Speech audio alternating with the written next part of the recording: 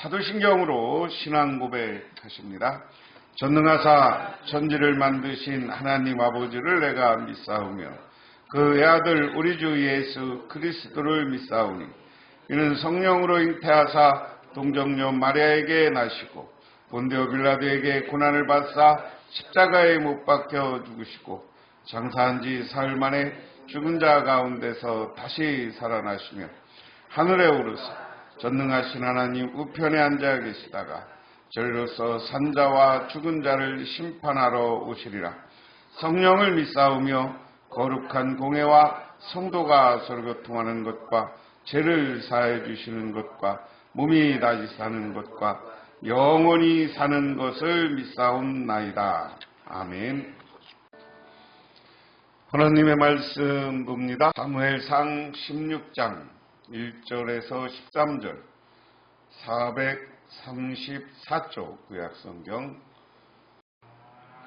여호와께서 사무엘에게 이르시되 내가 이미 사울을 버려 이스라엘 왕이 되지 못하게 하였거늘 내가 그를 위하여 언제까지 슬퍼하겠느냐.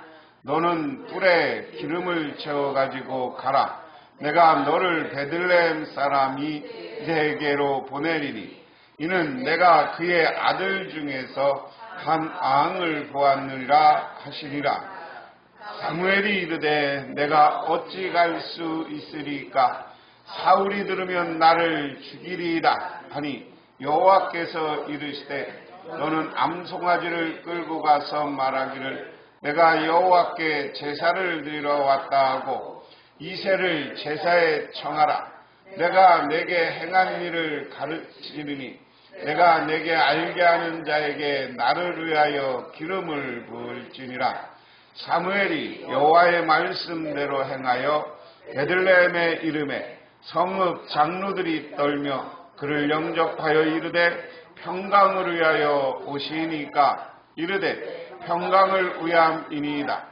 내가 여호와께 제사하러 왔으니 스스로 성결하게 하고 와서 나와 함께 제사하고 이새와 그의 아들들을 성결하게 하고 제사에 청하니라.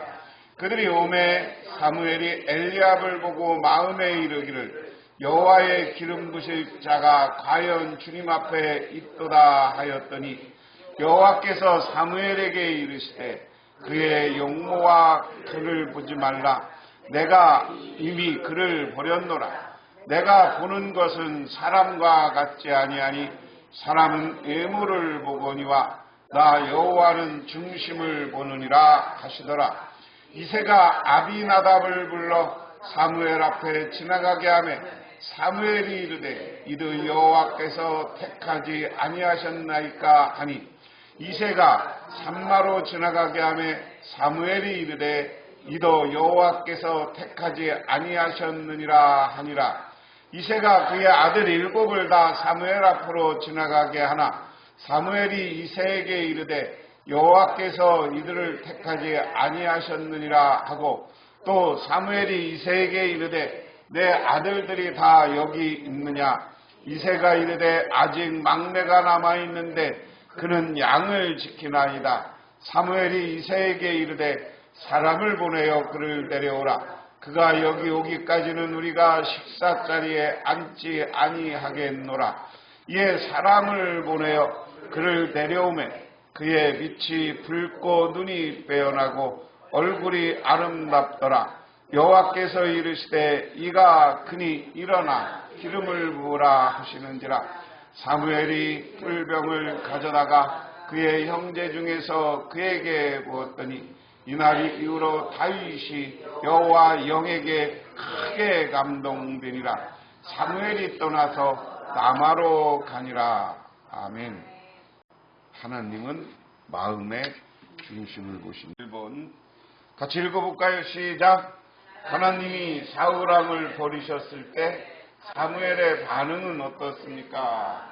그대로 1절을 읽어봐요. 여호와께서 사무엘에게 이르시되 내가 이미 사울을 버려 이스라엘 왕이 되지 못하게 하였거늘 내가 그를 위하여 언제까지 슬퍼하겠느냐. 너는 뿔에 기름을 채워가지고 가라. 내가 너를 베들레헴 사람 이새에게로 보내리니 이는 그의 아들 중에서 한 왕을 보았느니라 하시니라. 여기 보면 사무엘에게 하나님이 오셔서 사울을 내가 버려 이스라엘 왕이 되지 못하게 하였다. 사무엘이 이미 왕이었는데 쫓아내겠다는 거죠. 그러니까 사무엘의 반응은 어땠어요? 슬퍼했다. 슬퍼. 왜 그랬을까 한번 생각해 보세요. 사울도 사무엘이 택해서 세운 왕이야.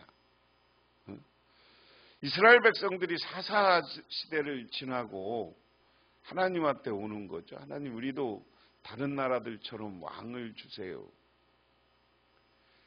그랬을 때 제일 1순위로 과거에 올라갔던 건, 인기가 제일 좋았던 사람은 누구냐면 기드온이었어요. 기드온.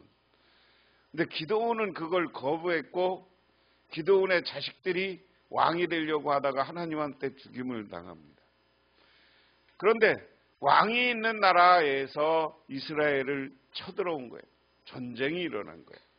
그랬을 때 이스라엘 백성들이 우리에게 왕을 달라 보니까 사울이 키도 크고 참 잘생겼다고 그랬어요. 거기뿐만 아니라 사무엘도 영적 성령 체험을 합니다. 사무엘상 앞부분에 보면 사울왕도 막 진동을 하고 떨리고 이런 놀라운 영적 체험을 해요. 그런데 사람은 이 신앙 안에서 초지일관 같아야 되는데 어느 날부터 믿음이 변하기 시작해. 힘이 생기고 왕이 되고 나니까 교만해진 거죠, 사울왕이. 그래서 대표적인 게 우리는 이야기하는데, 전쟁터에 나가면 사무엘이 제사장이에요. 사무엘이 제사장이면서 예언자고, 그리고 이 사무엘은 사실은 사사들의 기능 일부를 받은 사람이야. 하나님이 택했던 사람인데 제사장이 와서 예배를 드렸어야 되는데 자기가 예배를 드려. 그리고 사무엘이 안 오니까 전쟁터로 나갔어. 그것 때문에 사무엘이 그것 때문에 힘들어했어요. 그리고 거기서 저주를 했어요. 그럼에도 불구하고 여러분, 성경에서 책망하거나 누구를 향해서 이야기할 때는 나빠서 이야기하는 게 아니야. 하나님의 훈련이야. 돌아오기를 바라는 거야. 회개하기를 바라는 거야. 회개하고 돌아오기를 기다리는데 그 다음부터 사울의 모습이 변하지 않습니다. 고만해서 정치하니까 하나님이 버렸다. 사울을 버렸는데 사무엘은 슬퍼. 자기가 그래도 세웠고 회개하고 돌아설 줄 알았는데 안 돌아서고 하나님이 버렸다고 하니까 오늘 그래서 사무엘이 슬퍼한 거예요. 그거 보면 사무엘도 제사장으로서 꽤 괜찮은 사람이야. 하나님의 뜻을 알고 회개하기를 바래. 그 다음에 사람은 외모로 보지만 하나님을 무엇으로 보신다고 했습니까? 이거 7절 한번 읽어볼까요? 시작. 여호와께서 사무엘에게 이르시되 그의 용모와 키를 보지 말라. 내가 이미 그를 버렸노라. 내가 보는 것은 사람과 같지 아니하니 사람은 외모를 보거나 나 여호와는 중심을 보느니라 하시노라. 하나님은 외모를 보지 말고 중심을 본다. 여기 잘 보세요. 마음 중심으로 안 하고 중심이라고 썼어요. 근데 이게 이제 마음, 속사람, 이게 히브리어는 네바브라는 말인데 마음도 되고, 속사람이라는 건 마음이 아니라 그 사람의 인격, 우리가 그렇게 생각하면 됩니다. 우리가 겉모습은 우리의 인격에서 나오는 거예요. 우리의 인격이, 우리의 중심이 하나님 보시기에 합당한 사람. 그럼 하나님 보시기에 합당한 사람은 어떤 사람이에요? 늘 하나님 중심으로 사는 사람이다 하는 겁니다. 그거 볼까요? 시작. 어린아이의 장난감 중에 오뚜기가 있습니다. 오뚜기는 일어서도 던져도 바로 섭니다. 잠시 흔들려도 결국 중심을 잡습니다. 오뚜기 안에 있는 무거운 세공이 때문입니다. 사람은 인생 속에서 수많은 위기를 만나고 한계와 부딪히며 흔들립니다. 그러나 나 마음 중심을 잘 잡혀 있는 사람은 무너지지 않고 위기와 한계를 성장의 기회로 만듭니다. 사무엘은 여전히 사람의 의무를 중요하게 여겼지만 하나님은 하나님의 말씀을 듣고 중심이 더 중요한 것임을 깨닫게 됩니다. 그래서 사울이 키가 크고 미남형이었다.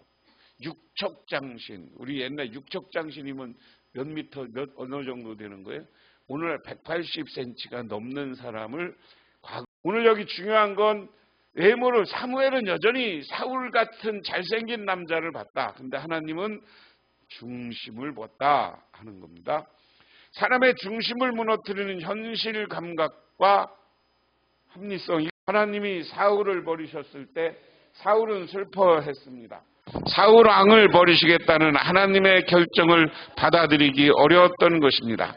사무엘은 사울 왕이 아무리 잘못했다고 해도 현실적으로 그를 대신한 인물이 없다고 여겼고, 무엇보다 왕이 있는데 버젓이 새 왕을 세우는 것은 위험한 일이라고 판단했습니다. 사무엘의 현실 감각과 합리적인 생각이 돋보입니다. 그러나 사람의 마음이 사무엘처럼 현실 감각과 합리적인 생각으로 가득해지면 자신을 향한 하나님의 계획을 정확히 보지 못하고 하나님의 능력을 스스로 제한하는 결과를 낳습니다. 세상의 논리와 계산으로 하나님의 말씀을 들으면 순종할 수 없는 이유만 늘어납니다. 사울왕이 불순종한 것도 바로 이 때문입니다. 사울왕은 사무엘이 오기 전까지 블레셋과 전쟁하지 말라는 하나님의 말씀을 조급한 마음에 거역했고, 아말렉과 싸워 승리하여도 전리품을 취하지 말고 진멸하라는 말씀도 욕심 때문에 거역했습니다. 사울왕은 하나님의 말씀을 거역할 때마다 합리적인 이유를 변명했습니다. 사울왕을 통해서 현실 감각과 합리적인 생각은 삶의 중요한 덕목이지만 그보다 더 중요한 것은 하나님의 말씀이라는 것을 깨닫습니다. 하여간 간단히 이야기하면, 이걸 요약하면 그거예요. 사무엘은 나름대로 합리적인 생각을 하는 거예요. 사람의 기준에서. 뭐가 몇 가지 얘기하는 거예요? 아니, 왕 잘못 세우면 사울이 죽이면 어떡하냐? 나도 죽일 것이다. 오늘 우리 동양식으로 하면 역적되는 거 아니에요? 왕이 있는데 왕. 그러고 사울이 키 크고 잘생기고 인기도 있지 않냐? 지금 그 얘기예요. 근데 사실 인기는 없었죠. 이런 걸 보면 사무엘이 하나님을 설득하는 것을 보면 굉장히 인간 가정에서 합리적이에요. 그러고 사울을 대신한 왕이 누가 있습니까? 하는 것도 있죠. 하나님 누굽니까? 하는 질문이기도 한 거죠. 근데 이걸 역설적으로 보면 하나님이 하시는 일은, 내가 늘 말씀드리지만 우리의 생각과 논리를 뛰어난 하나님의 계획이 있는 거예요. 여러분의 삶과 여러분의 인생도 내가 보기에는, 내가 생각하기에는 실망하고 좌절하고 왜 이런 일이 일어날까 하는 생각도 들지만, 우리가 기도하고 하나님과 하나 되고 성령 충만한 사람이 되면 하나님이 여러분을 지켜주시고 인도해 주시고 이끌어 주시고, 우리가 뜻밖의 장소에서 놀라운 은혜와 축복이 임하게 되는 줄 믿으시기 바랍니다. 뜻밖의 사건이, 성경에서 보면 성경 전체는 합리적으로 이루어진 게 없어요. 예수님이 기적을 일으키는 거 다 합리성이 없는 거잖아요. 물고기 2마리, 빵 5개 갖고 어떻게 5,000명을 먹여요? 어떻게 무리를 걸어? 그리고 밤새도록 예수님의 제자들이, 어부란 말에 베드로, 요한, 야고보는 어부예요. 지금도 갈릴리 바다 가보면 되지만 거기는 그물 깊은데, 물속 깊은데 살아요? 옆에 수풀이 많은데 살아요? 거기는 수풀이 있는데 살아요? 물이 좀 흙탕물 같은 데 살아요? 시골에서 우리가 어려서 냇가에서 고기 잡으러 가봐도 이게 수풀이 있고 이런 데 고기가 숨어 있지 맑은 물에는 별로 없어. 그런데 예수님이 깊은 데로 가라고 그러거든요. 아니, 갈릴리 이쪽에 가서 있어야지. 그 옆에 있는데 수풀이 있는데 프랑크톤 같은 거 있는 걸 먹고서 거기에 고기가 있지. 근데 예수님이 깊은 데 던졌어. 제자들이 순종했어. 자기들의 어부적 생각과는 다른 거예요. 그때 우리는 밤새 고기를 잡았습니다. 나는 밤새도록 고기를 못 잡았는데 예수님이 너 어부들 생각하는다는데 깊은 데는 깊은 데서 발을 잡았는데 이만한 베스가 153마리 잡혀서 그물이 찢어지고 배 2개가 한꺼번에 올려놓는데도 가라앉을 정도다. 그래서 성경은 우리 사람의 생각, 우리의 믿음과 신앙과 우리 하나님이 우리를 이끌어갈 때는 우리의 생각과 전혀 다른 뜻밖의 기적과 능력이 여러분 삶 속에 나타나는 줄 믿으시기 바랍니다. 그 다음에 하나님이 원하시는 중심, 사무엘은 이새의 집에서 하나님에게 제사 예배를 드리며 하나님의 말씀을 듣고 확고한 믿음이 생겼습니다. 자기 일에 확신이 생긴 것입니다. 이처럼 사람의 올바른 중심을 하나님을 예배할 때 형성되고 삶이 예배되면 완성됩니다. 사무엘은 어린 다윗을 보고 하나님이 택하신 사람임을 알았습니다. 다윗의 빛이 붉고 눈이 예빼어나고 얼굴이 아름다웠습니다. 아름답다의 히브리어는 토브로 선하다는 뜻입니다. 하나님 보시기에 다윗의 중심이 선했다. 아까 인격이라고 그랬어요. 사무엘은 마음의 중심이 올바른 다윗에게 하나님의 말씀대로 기름을 부었습니다. 하나님은 어린 다윗처럼 겉모습이 부족해도 하나님이 원하시는 중심을 가진 사람을 존귀하게 세우십니다. 하나님이 이새의 맏아들 엘리압을 택하지 않으신 이유가 금세 드러납니다. 블레셋의 장수 골리앗이 하나님의 백성을 조롱하는데도 두려워서 아무것도 못하는 전쟁의 상황을 보면서 어린 다윗은 분개합니다. 그러나 엘리압은 오히려 이 상황에서 말도 안 되는 이유로 다윗에게 분노합니다. 엘리압이 분노해야 될 대상은 다윗이 아니라 하나님을 모독하는 골리앗이어야 했습니다. 엘리압의 중심은 하나님에게 합당하지 않았습니다. 다윗의 중심 가운데 가장 돋보이는 면은 여호와의 영감을 줄 때마다 그게 크게 감동한 것입니다. 하나님의 말씀에 세밀히 반응하며 지체 없이 순종하는 사람을 원하십니다. 하나님은 이러한 사람을 통해 놀라운 계획을 이루어 가십니다. 하나님에게 반응하고 순종하면 우리 삶에도 감동적인 일이 일어납니다. 자, 똑같은 이야기, 아까 이제 엘리압 이야기는 나중의 이야기죠. 이제 먼저 오늘 말씀에 다윗이 뿔병에 이렇게 생긴 그 사슴뿔 같은데 기름을 넣고 다니는 거예요. 기름을 과거에는 부었지만 성령 충만을 우리가 안수할 때 성령 충만해진다. 제가 여러분한테 기도하고 안수 기도할 때 성령이 저와 함께 와서 역사하고 여러분의 기도 제목을 들어주시는 줄 믿으시기 바랍니다. 그래서 오늘 이야기는 중심을 보는 하나님. 근데 나중에 뿔병으로 안수를 받고 기름 부음을 받고 다윗이 전쟁터에 갔을 때 골리앗이 막 했을 때 다윗이 나서요. 어떻게 하나님을 조롱하는 걸 내비둡니까? 그러니까 다윗의 형이었던 엘리압이 얘 인마 죽으려고 그러냐. 지금 저기 골리앗이 얼마나 큰데 너 나서지 마 하고 혼내키는 장면이 있어. 그래서 오늘 이야기는 그 장면을 들어서 얘기하는 거예요. 왜 하나님이 다윗을 선택하고 엘리압을 선택하지 않았느냐는 그의 삶을 보면 우리가 알 수가 있다. 그러므로 우리도 하나님 앞에서 정말 오늘 말씀처럼 우리 하나님이 마음의 중심을 보십니다. 그러면 여러분들의 믿음이 하나님 중심, 그리고 하나님의 말씀에 순종하고 하나님 말씀의 뜻대로 살겠다는 그런 마음을 가질 때 하나님은 우리를 지켜주시고 보호해 주시는 줄 믿으시기 바랍니다. 기도하겠습니다. 하나님 아버지 고맙습니다. 오늘도 아버지 하나님의 은혜와 은총을 기억합니다. 저희들 중심을 보는 하나님을 보시고 우리들 주님 앞에 온전한 신앙, 하나님께 칭찬받는 믿음을 소유하게 하옵소서. 예수님 이름 받들어 기도드리옵나이다. 아멘. 오늘로 마치겠습니다. 하늘에 계신 우리 아버지여, 이름이 거룩히 여김을 받으시오며 나라가 임하옵시며 뜻이 하늘에서 이루는 것 같이 땅에서도 이루어지리다.